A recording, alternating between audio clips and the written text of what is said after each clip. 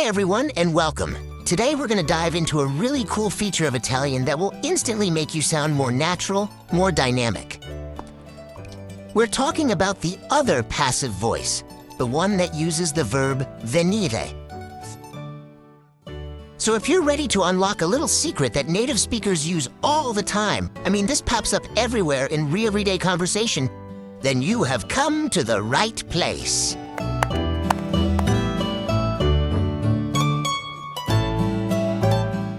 Okay, so you probably already know how to form the passive voice in Italian using the verb essere, right? The verb to be? That's the classic way, the one you learn in all the textbooks. But there's another way, a really common one. For sure you've seen a sentence just like this. Il libro è stato scritto da Dante. The book was written by Dante. And hey, it's 100% correct. But what if you want to add a little bit of a different flavor, a different nuance? Well, that's where venire steps in. So what's the big deal here? What's the key difference? It all boils down to what you want to focus on. Are you talking about the final result of something or the process of the action itself? That choice right there is what separates essere from venire. Just look at this. It makes it so clear. On the left, with essere, il ladro è stato arrestato. The focus is totally on the result. He's arrested. Case closed. It's done. But look at the right. Il ladro viene arrestato. The focus shifts to the process, the action happening. It's like saying the thief is being arrested. Can you feel that shift? It's all about the action. And here's another example that just nails it. La porta è chiusa is describing a state. The door is closed. That's the end result. But la porta viene chiusa ogni sera describes a process, a habit. Something that gets repeated. It's not just a state, it's an action that happens over and over again. All right, so we get the why. Now let's talk about the how. And the good news is building this is actually really, really simple once you know the rule. Here it is. The simple formula you gotta remember. You take the verb venire, you conjugate it in whatever tense you need, and then you just slap the past participle of the main verb right after it. That's it. Venire plus the past participle. Easy. Of course, the main ingredient here is knowing your venire conjugations. It is an irregular verb, so let's just do a quick run through of the present tense.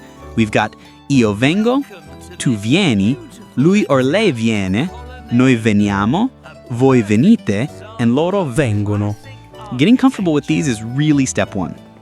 Okay, theory out of the way, let's look at where you're actually going to see this thing in the wild. Because this isn't just some weird grammar quirk. It's used in some very specific and very common situations. So you're going to hear the venire passive a lot when people are talking about rules and laws, different procedures, or making official announcements. And just like we saw with the door, it is perfect for any action that gets repeated on a regular basis. This is its natural habitat. Here is a perfect real-world example. Imagine you're at a concert or a museum in Italy. You might hear this. I biglietti vengono controllati all'ingresso. It's describing a standard procedure, a process. Tickets are checked at the entrance. And here's another classic. This one fits right into that rules and obligations category. Le tasse vengono pagate ogni anno. Taxes are paid every year. See, the focus is on that habitual process, not just a single one-time result. All right, theory is one thing, but the absolute best way to make this stuff stick is to use it right now. So we're going to do a quick practice round to put your new knowledge to the test. It's going to be simple. I'll show you a sentence in the active voice. You can pause and try to transform it into the passive using venire, and then I'll show you the answer. Ready? Let's do this.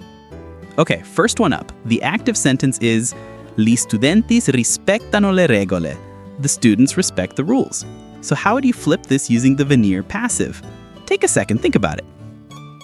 And the answer is Le regole vengono rispettate dagli studenti. The rules are respected by the students. We're focusing on that ongoing process of respecting them. Fantastic if you got that. Let's try another. Il postino consegna la posta ogni mattina. The mailman delivers the mail every morning. Now this is a classic habitual action, right? So it's perfect for venire. So how would you change it? The correct transformation is La posta viene consegnata ogni mattina dal postino.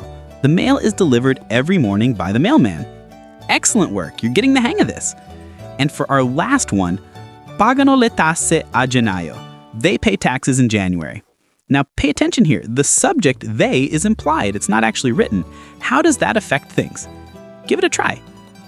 And the answer is just le tasse vengono pagate a gennaio. Taxes are paid in January. See how we don't even need to say who pays them because the focus is all on the process itself. Great job making it through the practice. So let's just boil this all down. If you remember one thing today, make it this. When should you use venire for the passive? When you want to put the spotlight on the process, on the action as it's happening, or on a recurring habit, not just the final finished result. So now you have this fantastic new tool in your Italian toolkit. And my question for you is this. What's the first process or habit that you're going to describe using venire? Think of one and give it a try today. Thanks so much for joining me, and happy learning. Ciao!